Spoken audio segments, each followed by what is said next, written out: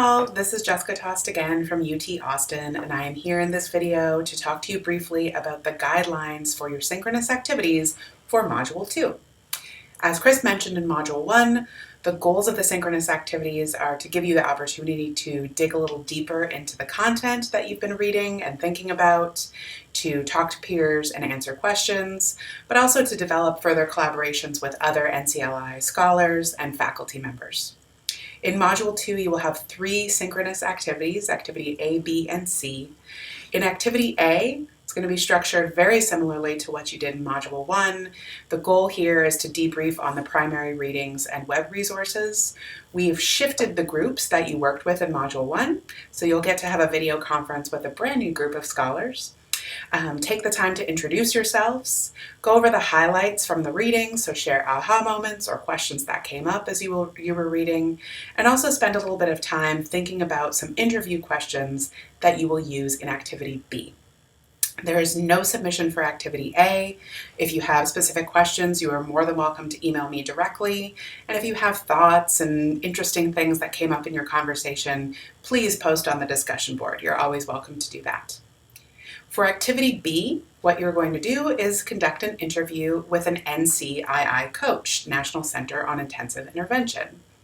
Before you conduct that interview, definitely take time to do the web tour that you see in Component 4 and to look at the website a little more so you know exactly what NCII is. We will give you the name and email address of the coach that your group will interview. So the 3 of you will interview together on Skype or web conference or telephone if that's what the coach prefers. We've provided you with a list of questions to get started. We definitely would like you to ask at least those questions, but please feel free to think about other questions that you're interested in asking these coaches. These are people who work in the schools and they work with teachers on how to administer CBMs and how to use that data to intensify their interventions and make instructional decisions. Your interview should be about 30 to 45 minutes in length. We ask that about 2 days before the interview, you send the coach a list of the questions that you're going to be asking so that they can prepare in advance. And then, of course, out of professional courtesy after the interview, the group leader should just send an email to thank them for their time. There are 2 pieces of the submission for Activity B. So the first is that an individual submission. So each individual scholar should email me directly with a summary of that interview.